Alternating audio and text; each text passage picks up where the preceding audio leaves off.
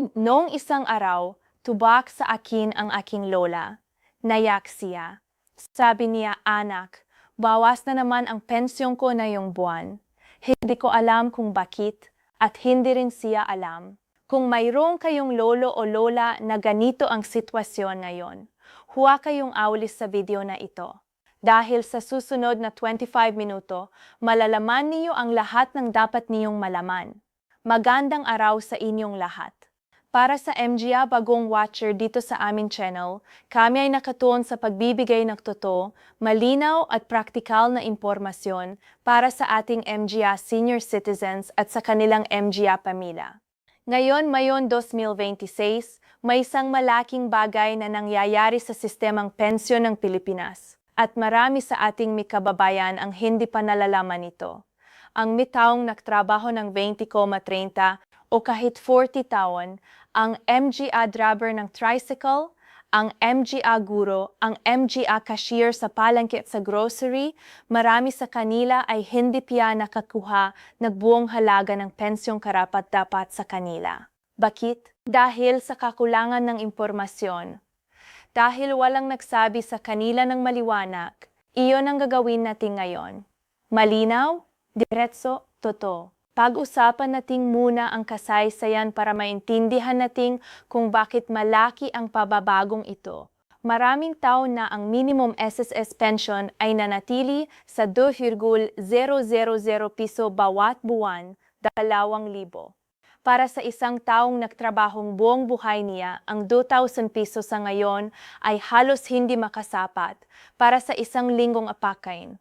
Kaya noong nakarang taong may napasa na bagong Republic Act, hindi natin sasabihin ang eksaktong numero ng batas ngayon dahil gusto nating siguraduhin na lahat ng impormasyon natin ay na-verify muna, ngunit ang resulta ay malinaw na ang minimum na buwan ng pensyon para sa MGA-SSS pensionado ay tumaas na sa 6,000 piso, 3 beses na mas mataas. At opisyal na ito ngayong Mayo 2026. Para sa MIG-GSIS pensionado, ang sistema ay bahagyang naiba. Ang kanilang minimum na pensyon ay nakatali sa kanilang years of service at average monthly compensation. Nagut mayroon piya rin silang pension enhancement at cost of living allowance na nagadagang hanggang 500 piso o higpiya bawat buwan. At hindi ito bago benepisyo na bigla nilang ibigay. Ito ay matagal na pinagawan na ating mga babatas, nagut na ngayon lang ito talagang naipapatupad ng buo. Ngayong pag-usapan natin ang 3 tunay na halimbawa na ating makababayan. Dahil mas madaling maintindihan ang batas kung makikita natin kung paano ito gumagana sa tunay na buhay, ang unang halimbawa ay si Lola Nena. Si Lola Nena ay 68 taong gulang.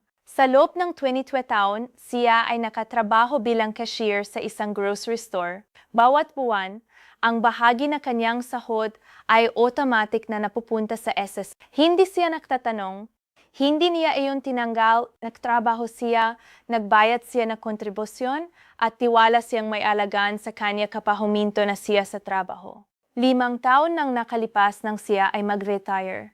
Ang kanyang unang pension ay 3,200 piso bawat buwan. Hindi siya nagreklamo, tinanggap niya iyon.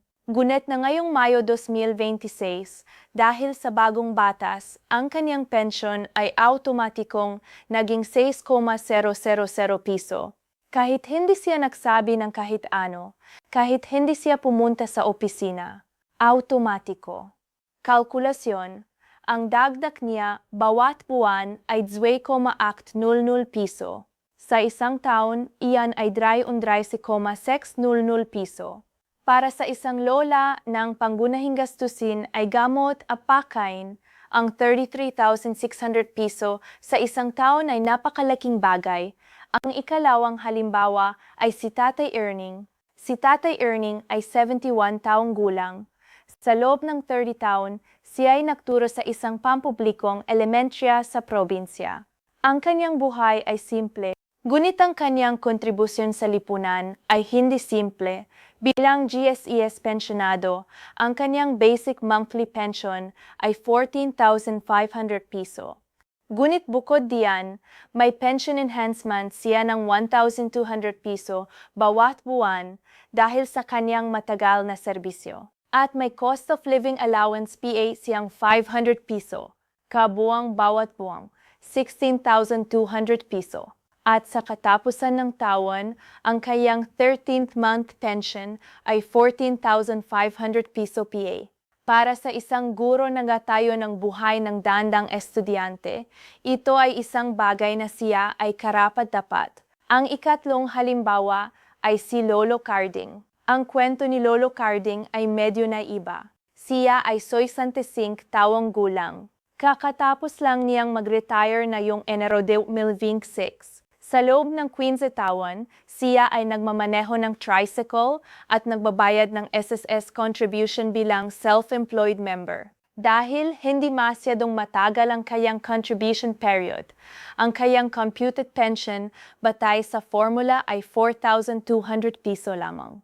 Ngunit narito ang mahalaga, dahil sa bagong batas, ang minimum ay 6,000. Kaya kahit ang formula ay nagsasabi ng 4,200, ang talaga niyang matatanggap ay 6,000. Ang mas mataas na halaga ang palaging pipiliin ng SSS para sa pensyonado. Dagna 1,800 piso bawat buwang para kay Lolo Carding. Sa isang tricycle driver na nagtrabaho ng 15 taon para sa kanyang pamilya, malaki iyon. Ngayon narito ang parte na hindi maraming tao ang nagsasabi sa inyo. At ito ang dahilan kung bakit maraming pensyonado ay nagtataka kung bakit mas mababa ang natanggap nila kaysa sa inaasahan. Ang tinatawag na loan deduction o benefit offset. Kung kayo ay nakaroon ng salary loan, calamity loan o emergency loan mula sa SSS o GSIS at hindi piya ito nababayan ng buo. Ang SSS at GSIS ay automatikong nagbabawas ng bayad sa utang mula sa inyong pensyon bago pa man kayo mabayaran. Halimbawa, pensyon ninyo ay 6,000, natitirang bayad sa loan ninyo ay 2,000 bawat buwan. Natanggap ninyo ay 4,000 lamang, walang babala, walang sulat, bawas lang agad. Kaya kung ang inyong pensyon ngayon ay mas mababa kaysa sa inaasahan, pumunta kayo sa pinakamalapit na SSS o GSIS branch at hilingin ang inyong loan statement of account. Makikita ninyo doon kung may bawas PA ba na nangyayari. At ang isa pang bagay na kailangan ninyong malaman ay ang staggered release schedule, hadi sabay-sabay inilalabas ng SSS at GSES ang lahat ng pension sa isang araw.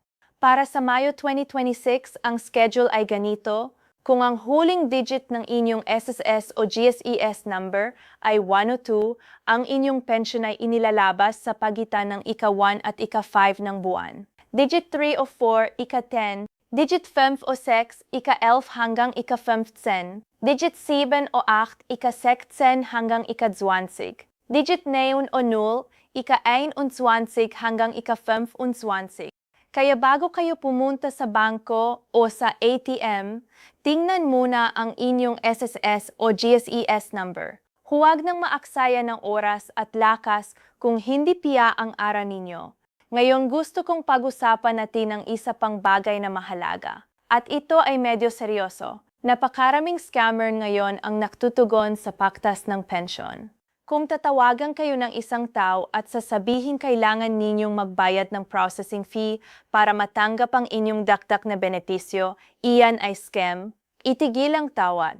Kung may text message kayong matanggap na may link na humihiling ng inyong personal na impormasyon, huwag i-click. Ang opisyal na website ng SSS ay www.sss.gov.ph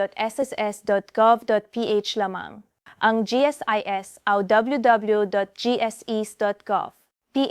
Walang iba. Kung may pumunta sa inyong bahay at nagsasabing siya ay SSS o GSIS representative at hinahanap niyan ang inyong ATM card at PIN, huwag ibigay. Tuwag sa pulis. Ang MGA matatanda ang paborito nilang target dahil magtitiwala kayo. Dahil kayo ay nang-aala tungkol sa inyong pensyon. At ginagamit nila ang inyong pagmamalasakit sa inyong pamilya para linlangin kayo. Ibahagi ninyo ang impormasyong ito sa inyong magulang at sa inyong miglolo at lolan ngayon. Isang tawag, isang text message. Maari itong makapagligtas ng kanilang pera at huwag kalimutang ang ACOPE, ang Annual Confirmation of Pensioners.